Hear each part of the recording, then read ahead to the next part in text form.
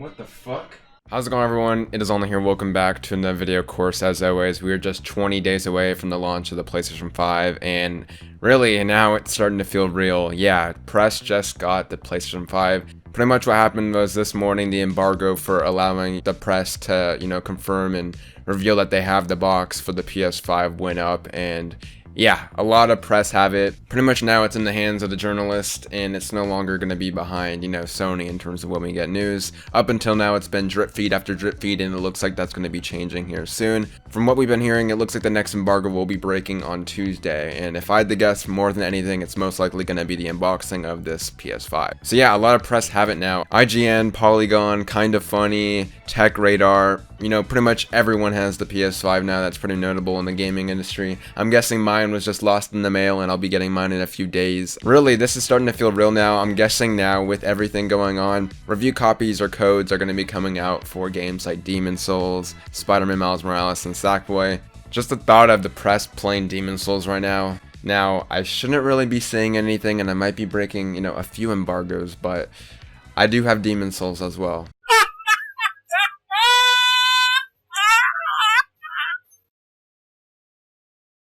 I will be making a video coming up probably this weekend, maybe the latest on Monday, going over all the games that are going to be coming out on day one with the PS5 and pretty much telling you what I'm going to be picking up and what I'm currently on the fence about, my thought process over everything. And I've been pretty open in the past. I do think this is the best launch lineup I've seen in recent memory, honestly. I don't think any, at least PlayStation console, has topped this in the past. Definitely in terms of sheer number of titles and quality titles as well. It's up there for sure. Yeah, besides that, I wanted to go over a bit more Miles Morales, because honestly, I think this is the game we've been seeing the most amount of information on and footage, thanks to Game Informer.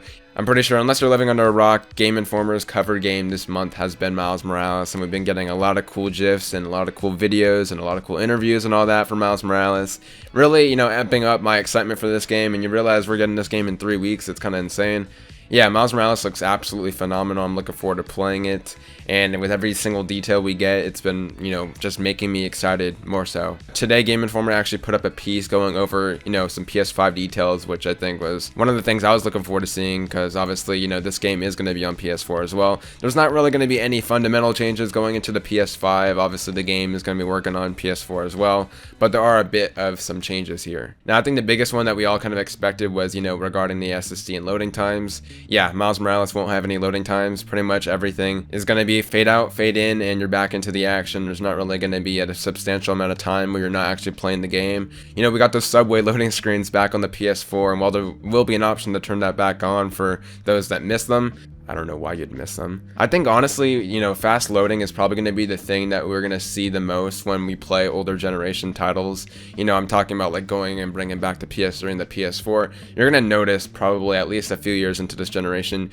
just how bad it was and just how easy we'll have it now. The second thing they went over is the world is going to be in higher graphical fidelity. I mean, this is pretty much the obvious one in my opinion, with the new power, things like particles and graphics are going to be pushed up to 11. We know that the PS5 has hardware ray tracing, which is something that the PS4 just can't do.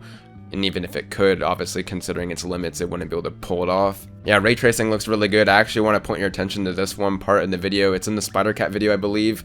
You see the ray tracing on the door, and as it opens, it changes over time.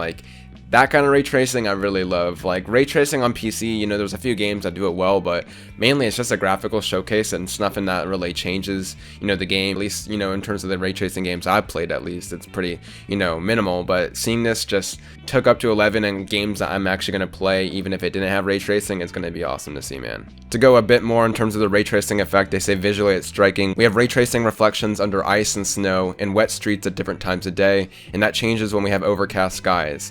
You'll be able to see realistic holiday lighting reflecting off of ice and wet streets, which looks awesome. In general, we have a more detailed city, more detailed characters, and more detailed particle systems. And yeah, the particle systems, honestly, no joke. They've been releasing more footage on terms of the game's opening with Rhino, and man, in terms of the set piece quality and everything going on, this feels kind of out of a Marvel movie almost now. I think you could see, based on Spider-Man PS4, there were some really cool set pieces there, but definitely when you see Miles Morales in the opening footage, you'll immediately notice the difference. Insomniac's trying to push themselves in terms of making this make you feel like Spider-Man, Yeah, the fourth reason, as I said before, 60 FPS, that's just not going to be possible on the PS4 hardware. And then 5, thanks to the DualSense, combat will be a bit more immersive. Now PS5, all the exciting features in terms of like 3D audio and haptic feedback and adaptive triggers actually excite me, because that will be pushing the immersion for games, which is just something that I think is probably the thing I look for the most in games, is just immersion. Obviously, you know, this year in particular has been a shitty year, so being able to escape and then, like, you know, just for a few minutes or a few hours, you know, that's kind of just an awesome feeling to have. And with the DualSense controller, I'm hoping that, okay, this sounds really fucking stupid, but you know what I mean, like immersion's like a big part of the game. And yeah, with the new controller, combat's gonna feel pretty different, you know, but they've mentioned in the past that bioelectricity will be able to be felt through the controller from left to right as Miles throws punches. With the adaptive triggers, you're gonna be able to feel the tension of the strings as you're swinging around New York City. That shit sounds pretty cool in my opinion, and honestly, it's something that we really have to try to, you know, understand. But hey, now that the press have it, maybe we'll be getting some actual hands-on, you know, impressions. Yeah, with that being said, I guess that's been it for today's video. Some pretty exciting news overall. Really feels like next week, like everything will change. Like I'm hoping we get some impressions here soon. But definitely, I mean, what, the console comes out in 3 weeks, less than 3 weeks, getting close to like 2.5 weeks. Like we're pretty close now in terms of people having hands-on, and we're not just getting information from Sony, which is always the most exciting. I'm guessing they're just going to be doing what Microsoft's been doing. If you didn't know, Xbox Series X has been pretty much in the hands of the influencers and press for about a few weeks now, and I believe there's been a few embargoes on some next generation titles like Dirt 5 and some of the hardware features, and you know, we've been able to see it by content creators, which is always exciting. So here's hoping that next week brings a lot of that for the PS5. As always, I've been Online or Brandon. Make sure to let me know what you think about all this and more in the comment section down below. Make sure to follow me on Twitter at OnlineZhD. I have been taking a bit of a break on Twitter just for like my mental health, because god f***ing hell, that app sucks. But I guess I'll have to be logging in later today to promote this video. But yeah, hey, if you want any updates on the channel, I'm going to be going live on Twitch. I've been doing that a lot more often. Make sure to hit up the Twitter at OnlineZhD and follow me. I'd really appreciate that. Of course, you know, you're here on the channel. If you're not subscribed, what the hell are you doing? Make sure to subscribe. Turn on the bell. You know, YouTube fucks up a lot, and that's pretty much the best way to guarantee that you'll see videos when I drop them. So yeah, of course, I've been Online or Brandon. Make sure to enjoy the rest of your day, and until I see you in the next video, take care.